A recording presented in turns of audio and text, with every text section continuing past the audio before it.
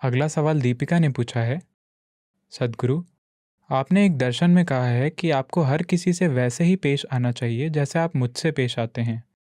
सद्गुरु, आप करुणावतार हैं, लेकिन मेरे घर में एक अमानवीय दुष्ट प्राणी है। उसमें आपको देखना मुश्किल हो जाता है। इस परिस्थिति में मैं उससे कैसे निपटूं?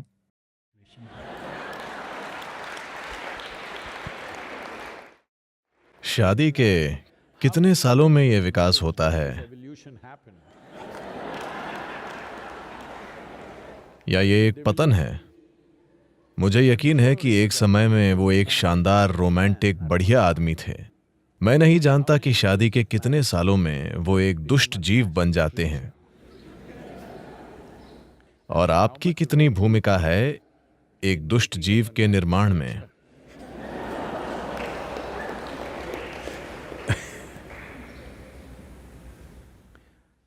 देखिए, खासकर अगर वो एक दुष्ट जीव हैं, अगर ऐसा है तो ये आपका नजरिया है। लेकिन खासकर अगर कोई व्यक्ति एक दुष्ट जीव है आपके घर में या आपके ऑफिस में या आप जहां भी हैं, आपका किसी चीज को एक खास तरीके से देखना उनके बारे में नहीं है, यह आपके बारे में है। क्या आप अपनी आंखों को, अपने मन को, अपने दिल को, अपने शरीर को सुखद रखना चाहती हैं या दुखद? आप इस बारे में अपना मन बना लीजिए।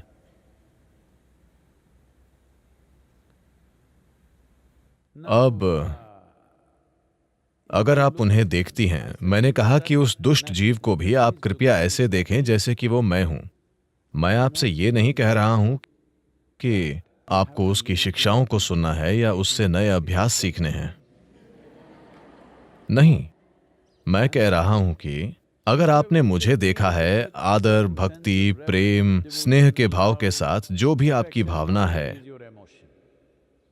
अगर आपके पास वो है तो कृपया हर चीज को उसी से देखिए। क्योंकि मैं बस ये कह रहा हूं कि आपके पास एक शरीर है, आपके पास एक मन है, आपके पास भावना है, ऊर्जा है। हम अभी आपकी भावनाओं के बारे में बात कर रहे हैं। अगर आप भावनाओं की मधुरता के एक खास स्तर तक पहुंचते हैं अपने जीवन के किसी पल में, या तो अपने प्यार के कारण या भक्ति या करुणा या किसी भी वजह से आप मधुरता के एक खास स्तर तक पहुंचते हैं, यह आपके जीवन में एक ऊंचा मुकाम है। अब आपको उससे वापस नहीं आना चाहिए, आपको ये देखना चाहिए कि उससे आगे कैसे जाएं। मैं कह रहा हूं कि जो भी आपकी सबसे ऊंची या सबसे मधुर या सबसे शानदार भावना थी, उसे आधार रेखा बना दीजिए। आप वहां से वापस क्यों आ रहे हैं? अगर आपने वैसी भावना का अनुभव नहीं किया होता, तब मैं आपसे क्या कहता? आपने अपने जीवन में कौन सी सबसे मधुर भावना महसूस की है? मेरा बच्चा। ठीक है, हर किसी को अपने बच्चे की तरह देखिए। हमने आपको ये एक समय पर कहा था, फिर मैंने देखा आप यहां बैठे आनंद और प्रेम के आंसू अपनी आंखों से बह रहे थे। फिर मैंने कहा हर किसी को उसी तरह देखिए जैसे आप अभी मुझे देख रहे हैं, क्योंकि ये आपकी आंखों को, आपके मन को, आपके दिल को, आपके शरीर को और आपके जीव को मधुर और शानदार बना देगा। ये उनके बारे में नहीं है, खासकर अगर वो मुश्किल दे रहे हैं। फिर आपको अच्छी ट्रेनिंग मिल रही है। अगर आप नर्क जाते हैं तो भी आप अच्छे से रहेंगे। हाँ, क्योंकि किसी ने आपको गारंटी नहीं दी है। क्या मैंने आपसे कभी कहा है कि मैं आपको स्वर्ग का टिकट दिला दूंगा? मैं आपको लगातार धमकाता रहा हूं कि चीजें यही होंगी। तो आपको समझना होगा कि यह आपके रूपांतरण के बारे में है। आपके साथ समस्या यह है कि चूंकि आपने वो क्या है, वैसे भी मैं कोई नाम नहीं लेना चाहता। आपने वो सारी रोमांटिक किताबें पढ़ी जब आप एक टीनेजर थे और फिर आपने हर तरह की चीजों की कल्पनाएं कर लीं। सबसे पहले तो आप खुद के साथ ईमानदार नहीं हैं। आपके हार्मोन असर दिखा रहे हैं। अचानक आप किसी को देखते हैं, वाह, मुझे यकीन नहीं होता वो इतनी सुंदर है, वो कितनी जबरदस्त है, वो कितना हैंडसम है, वो कितना अच्छा है, हर चीज जो वो करता है। आप खुद को बकवास से भर रहे हैं।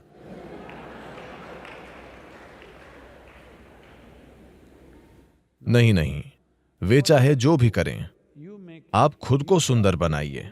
अब अगर वे दुष्टता भरी चीजें कर रहे हैं, आप फिर भी शानदार हैं। ये बात अलग है, आप जानते हैं कि वे दुष्टता भरी चीजें कर रहे हैं और आप तब भी शानदार हैं। ये असाधारण है। वे दुष्टता भरी चीजें कर रहे हैं लेकिन आप सोचते हैं कि वे सुंदर चीजें कर रहे हैं। ये मूर्खतापूर्ण बकवास है। मैं आपको बताता हूं, कोई व्यक्ति जो भारतीय सेना में काम करता था, उसने मुझे ये बात बताई क्योंकि हम उसी तरह की परिस्थिति में थे कहीं और। तो उस समय वो ये बात बता रहे थे। वे पूर्वोत्तर इलाकों में ड्यूटी पर थे जहां हाथियों की काफी आबादी है। तो वो एक बटालियन के लीडर हैं। वो मेरे ख्याल से 18-20 लोगों के समूह का नेतृत्व कर रहे हैं। वे जंगल से होकर जा रहे हैं और उन्होंने एक बहुत बड़े हाथी को देखा। हर कोई पीछे हट गया। उन सभी के पास हथियार हैं, ठीक है, शक्तिशाली हथियार। ये घुसपैठ रोकने वाला दल है। इसका मतलब वे पूरी तरह से हथियारों से लैस हैं। वो हाथी को 100 मीटर 200 मीटर की दूरी से मार गिरा सकते हैं, वो जहां से भी चाहें। लेकिन वे सब पीछे हट गए क्योंकि वे वहां उस मकसद से नहीं हैं। लेकिन वो मुझे ये इसीलिए बता रहा था क्योंकि इस तरह की एक परिस्थिति एक दक्षिण भारतीय व्यक्ति के साथ हुई। तो अचानक उस ग्रुप में एक तमिल आदमी था जो सार्जेंट यानी एक हवलदार था।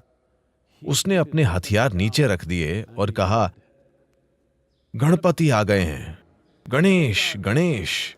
और वो एक मंत्र का पाठ करने लगा। वो किसी गणपति मंत्र को जानता था। वो जाप करने लगा।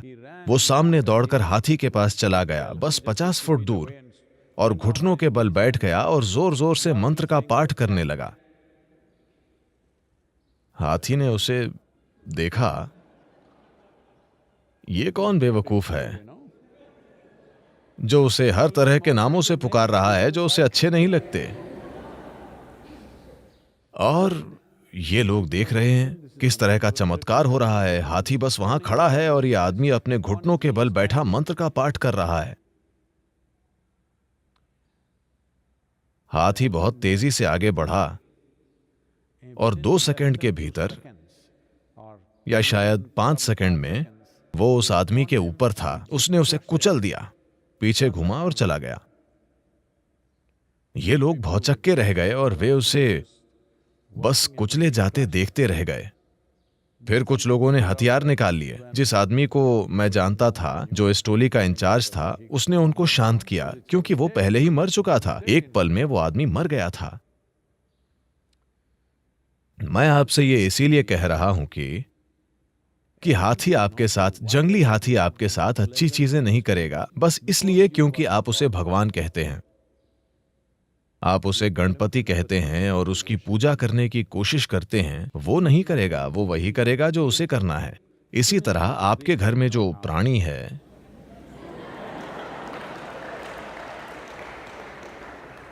वो वही करेगा जो उसे करना है, जो भी उसका गुण है। मैं सिर्फ आपके बारे में बात कर रहा हूं। आप हमेशा जीवन को एक रिश्ते के रूप में सोचते रहे हैं। नहीं नहीं, मैं चाहता हूं कि आप समझें, आपके पैदा होने से पहले या जब आप पैदा हो रहे थे तब भी आपका अपनी मां के साथ भी कोई रिश्ता नहीं था। यह बहुत अलोकप्रिय होने वाली है, ये लोग मेरी आलोचना करेंगे, लेकिन कृपया इसे देखिए। आपका कोई रिश्ता नहीं है, हमारा बस एक अस्तित्व है। रिश्ता आपकी जरूरतों की वजह से बना। आपने उन्हें भोजन के रूप में देखा, आप उनके पास गए। आपने उन्हें अपने जीवित रहने के आधार के रूप में देखा, आपने उसे जल्दी से पहचान लिया। जिस पल बच्चा पैदा होता है, उसे किसी दूसरे पुरुष या किसी और महिला को सौंप दें और उन्हें बच्चे की सभी जरूरतों का ध्यान रखने दें, बच्चा तुरंत उनके पास चला जाएगा।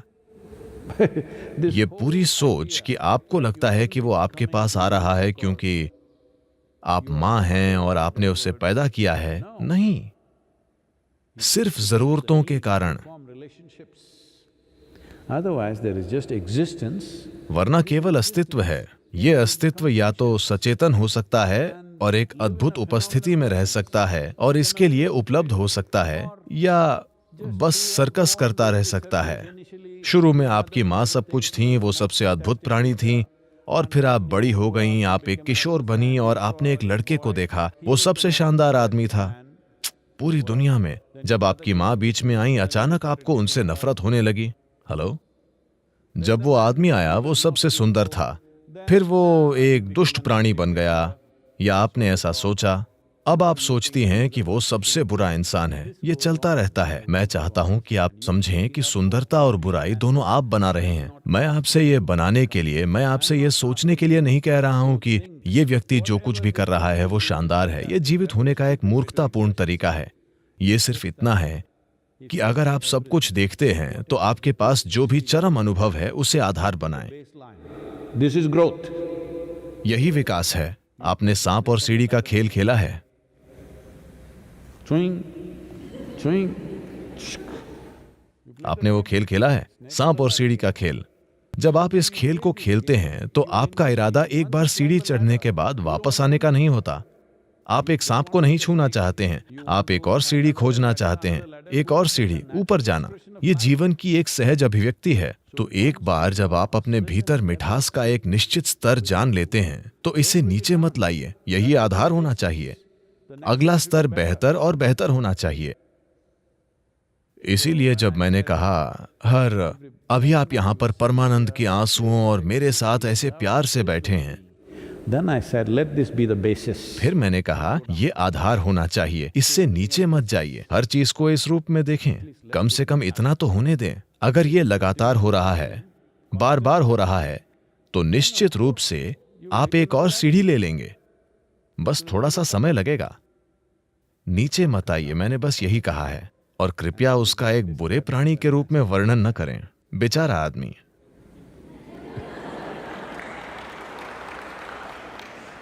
This happened. ये हुआ। मुझे लगता है कि मैं आपको बता चुका हूं। हो सकता है कि इन दिनों में से पहले मैं आपको बता चुका हूं, मुझे याद नहीं है, लेकिन मुझे इसे फिर से बताना चाहिए। शंकरन पिल्लई ने सोचा कि उसकी पत्नी का चक्कर चल रहा है। उसने एक जासूस को काम पर रखा। मैं इसे जल्दी जल्दी कह रहा हूं, सिर्फ आपको याद दिलाने के लिए। उसने कहा, मुझे उसके खिलाफ सबूत चाहिए। तो जासूस घर के बाहर इंतजार कर रहा था। उसकी पत्नी घर से बाहर निकली, उसने उसका पीछा किया तो वो एक पार्क के पास गाड़ी पार्क करके अंदर चली गई। एक आदमी बेंच पर बैठा था। जैसे ही उसने इसे देखा, वो दौड़ता हुआ आया। वो दौड़ते हुए गई। वे एक दूसरे से गले मिले, हाथ पकड़े और बेंच पर बैठकर हंसी खुशी बातें करते रहे। उसने पूरा वीडियो लिया और कुछ ही घंटों में वो शंकरन पिल्लई के कार्यालय में आया और कहा, मुझे वो सबूत मिल गए हैं जो आप चाहते थे। सिर्फ एक दिन में मैंने अपना काम किया, मेरे पास इसका सबूत है, ये वीडियो देखिए। शंकरन पिल्लई ने वीडियो देखना शुरू किया और कहा, नहीं, मैं इस पर विश्वास नहीं कर सकता। नहीं नहीं, ये नहीं हो सकता, ये इस पर विश्वास नहीं कर सकता। जासूस बोला, आप किस पर विश्वास नहीं कर सकते? ये एक वीडियो है, ये बनाया हुआ नहीं है, ये वही वीडियो है जिसे मैंने अभी लिया है। उसने कहा, बात वो नहीं है मूर्ख, मैं विश्वास नहीं कर सकता कि वो इतनी मजेदार है।